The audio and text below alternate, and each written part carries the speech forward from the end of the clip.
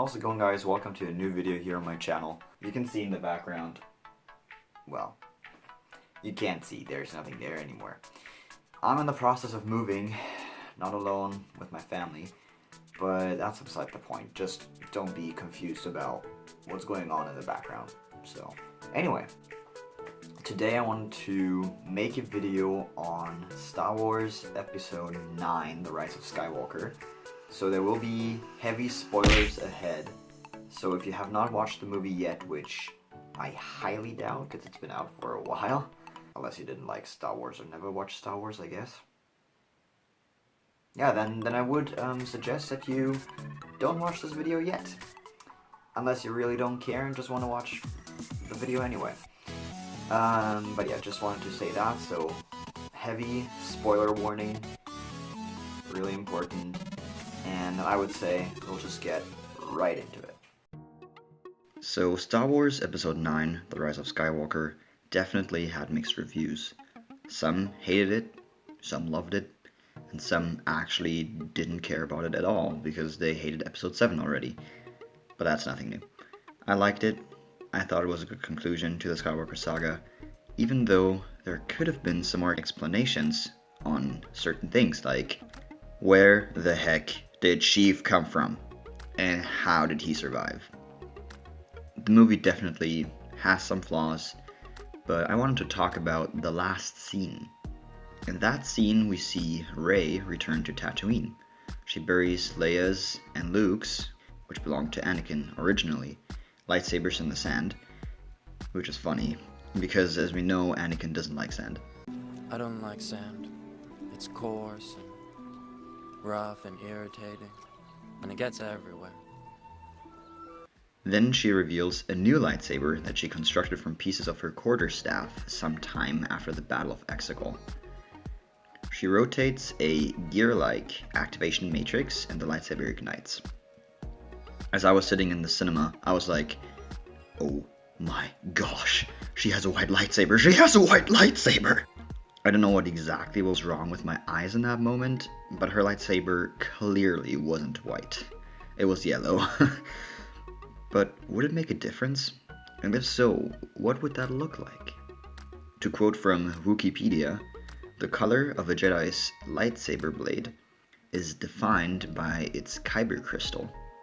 A lightsaber crystal is colorless until it is found by a Jedi youngling, the color being determined by the youngling's spiritual alignment. A Jedi's lightsaber blade is usually green or blue, but other colors are possible, such as Mace Windu's purple bladed lightsaber. Meanwhile, the process of bleeding results in the crimson color seen on lightsabers wielded by darkside users. Kyber crystals are naturally colorless. They only change color once they are found or being worked on by the Force. So Rey's lightsaber at the end of Episode 9 was yellow. That color appears a few times during video games and the events of the animated shows, especially in connection to the so-called Jedi Sentinels. A Jedi Sentinel was the name given to one of the three distinct schools of thought of the Jedi that sought a balance between the two other branches, namely the Consulars and the Guardians.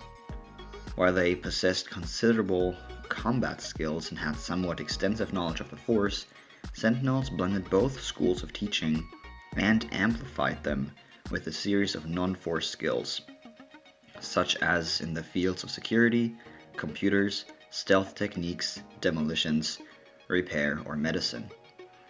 These skills tended to take the forefront in their middle road approach to problems, while a Guardian might bash down a locked door and a Consular might simply knock. A Sentinel would instead use equipment available or ingenuity to pick the lock. Jedi Knights pursued the Sentinel field of study as a specialization of their specific discipline, in the same way that a Consular might become a healer, or a Guardian might aspire to be a peacekeeper. The rarely lit lightsabers of the Sentinels usually produced a yellow blade. In short, Jedi Sentinels try to form a balance between two groups, one being the Consulars, who try to be diplomatic in spreading peace and harmony across the Galactic Republic, refraining from drawing the lightsabers except as a measure of last resort. Many wielded green lightsabers, and spending a great deal of time studying the mysteries of the Force. The other being the Guardians. Guardians engaged in combat more than the Counselors or the Sentinels. Their role in the galaxy was to defend the weak and uphold the laws of the Galactic Republic. The Guardians were often seen as representatives of the Order with the classic Jedi weapon, the lightsaber. Many wielded blue lightsabers. Now back to Rey. She owns a yellow lightsaber as of Episode 9. For her, that means that she has found a balance and she is more in tune with the Force. What if her lightsaber would have been white? I explained this to my brother, who simply said, "Yeah, it was yellow though," after I told him everything about my great idea. Ben, you have way better eyes than I do. The only time we have heard of a white lightsaber was when Ahsoka Tano purified 2 crystals that had bled. Bleeding is the process of using the Force to dominate a crystal and bending it to one's will. That resulted in the distinctive red or crimson-bladed lightsabers synonymous with the Sith. Ahsoka Tano left the Jedi Order after Palpatine's Order 66 and never finished her training to be a Jedi. She and her lightsabers represent, at least in my opinion, a balance between the light and the dark side of the Force. If that were the case for Rey, she would use both sides to truly form a balance in the Force. With Jedi only, there wouldn't be a real balance, just as if there were only Sith. But with Force users like Rey, there would be a balance. What does the future hold with these 2 options? Rey wielding a yellow lightsaber can most definitely mean that the time of Force users was over. She is the last one of her kind. She certainly could train people in the Force, but doing so could result in people falling to the dark side, as she would still represent the light side as a Jedi Sentinel. If she had revealed a white blade at the end of The Rise of Skywalker, we could have seen her train people in both aspects of the Force, light and dark, warning them of the consequences of yielding to only one side.